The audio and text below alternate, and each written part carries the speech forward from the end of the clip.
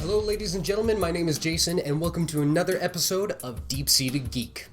Now if someone were to come up to you and ask you to name the songs in the soundtrack to your life, what comes to mind? Now if you're the same generation as myself, I'm a child that grew up in the 80s, I was a teenager in the 90s, and kind of a semi-adult ever since then. And because of that, my musical tastes have taken drastic turns throughout my years. Now, as with most people, the songs that we first heard on the radio when we were growing up as kids are the first ones that'll come to your mind. But for our lifetime track list, what if we went beyond the radio and MTV? What if we looked to movies? I grew up with a lot of John Williams scores, stuff like Raiders of the Lost Ark, Jaws, and Star Wars, and Superman. Oh my god, Superman. Dun, dun, dun, dun, dun. Dun, dun, dun. And as you can tell, I can recall the themes just like that. And I believe the same can be said about video game music for almost everybody I know, whether they like to admit it or not. I don't know a single person who can't recite the theme song to Super Mario Bros. And I mean like all the levels, okay? Here's a test. Picture Super Mario Bros. In your mind. You're singing the song right now, aren't you? Now depending on how hardcore you went with your early gaming kind of days, I'm willing to bet that a lot of you can sing the theme song to Tetris too. Even today's generation, if you stopped and pictured Angry Birds in your head, you can hear the song in the background. It's weird, I know. So obviously this kind of music has made an impact in our psyche. So doesn't it belong on your soundtrack to your life? For whatever reason, video game music today is considered, by the majority of people, unimportant. As with the idea of video games itself, it's considered to be juvenile and not real music. It's just a bunch of bleeps and bloops. That's all it is in games. Now that may have been true of the soundtracks of the games that we grew up with as kids, where it was typically just a single synthesizer that was creating all the noises. But just like the medium of video games themselves, video game music has matured over the years to the point where it's on par with much of the classical music we hear today. Now that may sound a little crazy to compare people who create music for video games to put them on the same level as the great composers like Beethoven or Mozart.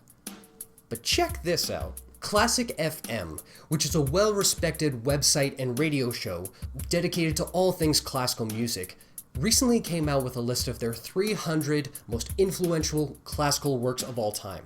Showing up on the list at number 238 is the theme song to the ever-popular video game, The Elder Scrolls V Skyrim. Now that is a very impressive accomplishment, considering that the video game is only over a year old as of this recording.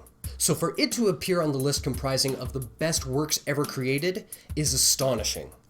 But it's not as impressive as what's number 16. Coming in just behind Pachelbel's famous Canon in D, which is a song I have heard played at every single wedding I have ever been to, is video game composer Nobuo Uematsu's composition Aerith's theme from Final Fantasy VII.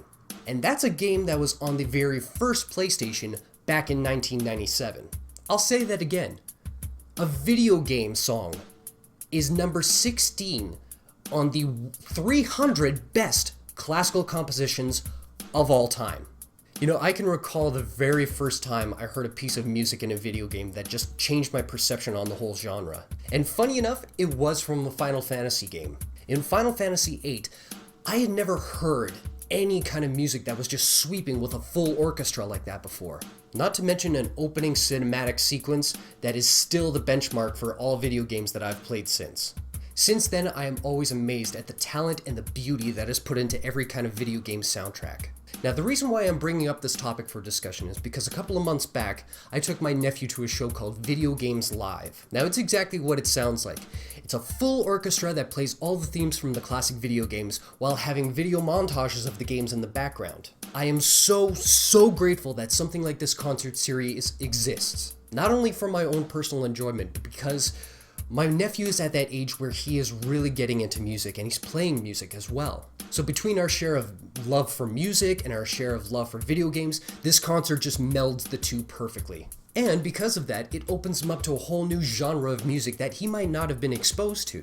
Now, as much as I love being at these shows and just getting all emotional over like the themes from my childhood, it is so much better watching my nephew get excited and wide-eyed when some of the songs are played. So before I finish all of my ranting here, I want to point out that in the comments section below, I've put out a list of links to all the information that I've given to you in this video. There's a link for Classic FM, there's a link for Video Games Live, and I've also shared a few selections from YouTube that kind of emphasize the point I'm trying to make about how important video game music is and just how moving it can be.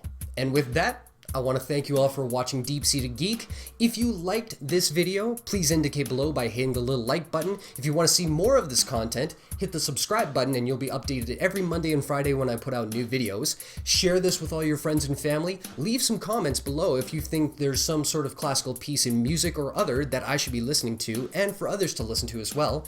And with that, I'll see you next time on Deep-Seeded Geek. Take care.